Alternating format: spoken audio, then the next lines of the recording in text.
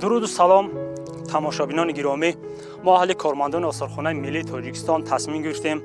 تا عاید به یک از یادگاری‌های مشهور زمان کوشانیان به شما معلومات داده باشیم. شهر باستانی سیاد در بالای تپه قرار دارد که این تپه در دامنه کوه خواجه مستان در جماعت 50 سالگی تاجیکستان در پهلوی دهه سیاد ناحیه عبدالرحمن جامی ولایت ختلان واقع گردیده است. تپه نه چندان دورتر از دهه قرار داشته. خود تپه را که در آن یادگاری واقع گردیده است از دهه جوی جدا می نماید که این جوی سالهای 30 عصر گذشته ساخته شده است، اما از جانب دیگری تپه باشد سایه میگذارد که این سایه خشک بوده. در فصل بهار در نتیجه بارشات از اینجا سیلابه جاری می شود و ما این حال با بالای تپه می باریم تا از این یادگاری مربوط به زمان امپرای کوشانیان از نزدیک دیدن نماییم. تماشابینان گرامی، شهرک باستانی سیاد باری نخست از جانب گروه باستانشناسی با راهبری بلینیتسکی در سال 1947 تحقیق و ثبت گردیده است. بعدا سال 1959 با یعنی که از جانب باستانشناسی دیگر زیمال دوم باره تحقیق و با خریطه یادگاری های باستانشناسی وارد کرده شده است. زیمال این یادگاری را خواجه قلعه نامیده، مردم محلی باشد این موضع را قلعه می نامند. ضمناً باید ذکر نمود که یادگاری در قسمت بالای تپه جایگیر بوده. بالای تپه هموار می باشد که چگونه که در اینجا مشاهده می شود هموار است و مساحت عمومیش تقریباً 1.5 هکتار را تشکیل می دهد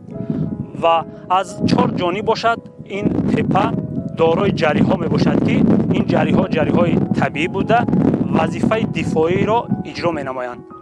و چگونه مشاهده می گردد یادگاری بالایش که هموار است یک قسمت نسبتاً پستر و یک قسمت دیگر بلندتر می باشد که قسمت بلند با گمان غالب این قلعه می باشد، یعنی جای حاکم نشین، و قسمت پایان باشد این جای یعنی که زیست زندگانی ساکنان شهر به حساب می رود، یعنی که شهرستان می باشد. و باز ذکر نمود که در این یادگاری سالهای 2014-2016 از جانب گروه باستانشناسان آثارخانه ملی تاجیکستان یعنی که کارهای یعنی که تحقیقاتی گذرانده شده است و از سال 2016 این جانب علاقه کارهای باستانشناسی به واسطه شروع گردیده است که از آغاز ماه ایون سال جاری باشد تا به امروز یک گروه باستانشناسان آثارخانه ملی تاجیکستان در اینجا با کارهای باستانشناسی مشغول هستند که عین حال در قسمت قفا مشاهده می‌گردند که آنها با کارهای باستانشناسی خود آغاز نمودند. تماشابینان گرامی، صبح بروقت گروه کاری باستانشناسان آثارخانه ملی تاجیکستان و بالای این تپه یعنی که یادگاری مربوط به زمان کوشانیان برآمده. عین حال در قسمت قفا مشاهده می‌گردد که آنها سر میز نشسته نقشه های خود را برای دوام روز آماده نموده ایستادند و این گروه کاری امروز از صبح بروقت تا قسمت بیگاه امروز با کارهای باستانشناسی مشغول می شوند و البته آنها در منطقه های گوناگون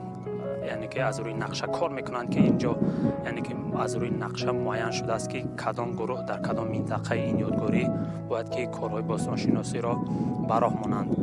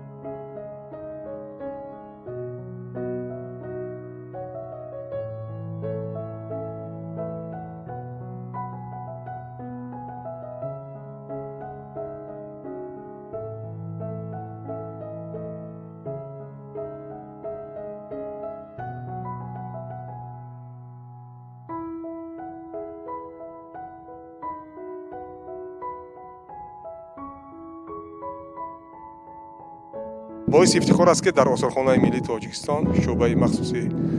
бостоншиносӣ ва сикашиносӣ амал мекунад ва имрӯз мутахассисоне ки дар ин шӯъба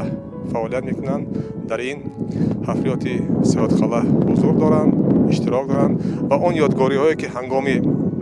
ковишҳои бостоншиносӣ пайдо шудааст аз ҷониби мутахассисон мавриди таҳқиқ қарор мегиранд ва бозёфтҳои имрӯза шаҳодатгари зиндагии ниёгони мо дар замони асрҳои 1-3, яъне асрҳое ки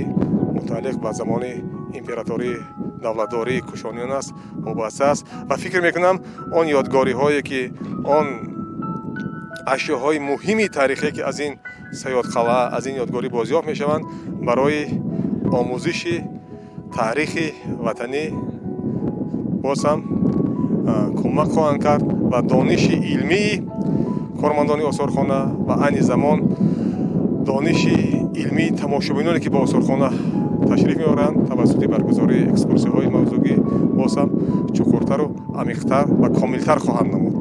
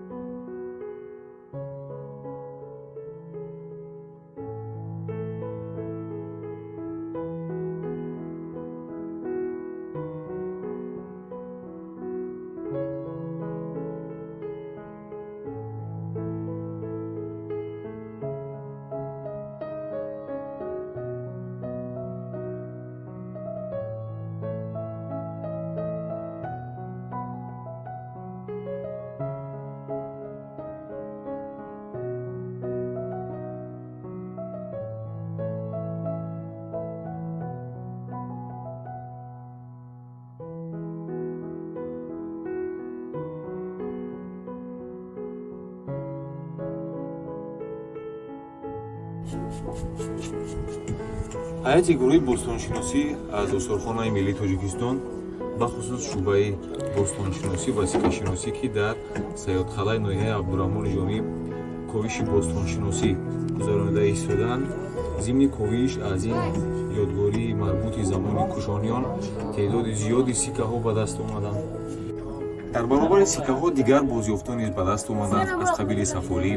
аз гӯштмоҳии баҳрӣ, инчунин бозёфтҳои мисӣ низ зимни ковишҳои бостоншиносӣ ки тӯли 1 моҳ мешавад ҳайати гурӯҳи бостоншиносӣ аз осорхонаи миллии тоҷикистон дар ин ҷо фаъолият намуда истодаанд ба даст омадааст. умед аст дар рафти ковиши бостоншиносӣ ки тӯли чанд рӯзи дигар идома хоҳад ёфт аз ҷониби мутахассисони осорхонаи миллии тоҷикистон ки дар ин ҷо фаъолият намуда истодаем дигар бозёфтон низ ба даст хоҳад омад.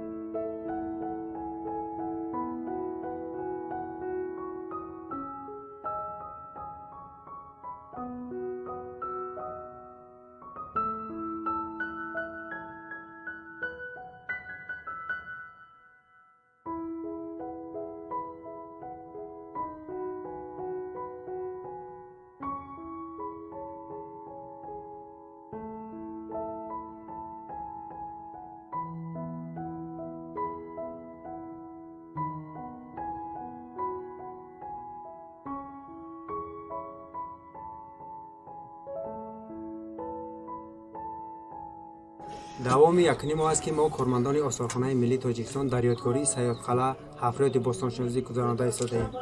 дар ин муддат мо 2 ҳафриётро қисман ва 2 ҳафриётро пурра ба анҷом расонидем ки дар натиҷа 58 сикаи давраи кушонӣ ба даст омад. қадимтарин сикаи кушонӣ ки мо айни ҳол ба даст овардем ин оболи пайравонаи шоҳи юнону бохтарӣ Евкратид мебошад. ва бояд зикр намоям ки бештари сикаҳое ки бозёфт шуданд аз ҳафриёти рақами 16 мебошад ки дар шакли 4 дафина ва бозёфтҳои алоҳида бозёфт шуданд. ва ганҷинаи калонтарин ки аз ҳафриёти рақами 16 бозёфт шуд аз 24 адад иборат аст. таркиби ганҷинаро бештар сикаҳои вима катвиз, вима такту ва канишка ташкил мекунанд. сикаҳои вима катвиз ҳама як нав буда дар рӯи онҳо тасвири ростои шоҳ ва дар пушти он тасвири шива дар назди гови муқаддас яъне нанди тасвир ёфтааст. сикаҳои вима такту ҳам як наванд, яъне дар рӯи онҳо тасвири нимтанаи шоҳ ба самти рост ва дар пушти сикаҳо бошад шоҳи аспсавор тасвир ёфтааст. аз сабабе ки сикаҳо оксиди мис яъне рӯи онҳоро қабати оксиди миси сабз пӯшондааст, аммо мо тавонистем якчанд сикаи канишкаро муайян намоем ки дар пушти онҳо яъне эзад, модархудо Нана, худои эзад Вадо ва дигар эзадҳои дини зардуштӣ яъне ҳақ шудаанд. ва бояд таъкид намоям, ин сикае ки дар дасти ман аст драхмаи вима такту мебошад ки хеле нодир ва камёфт аст ва ин бори аввал аст ки аз ёдгории саёд ин гуна сика яъне бозёфт мешавад. ва бояд қайд намоям ки дар осорхонаи миллии Тоҷикистон то ин замон дуюмин сикае мебошад ки аз ёдгорӣ дар рафти ҳафриёт ба даст омад.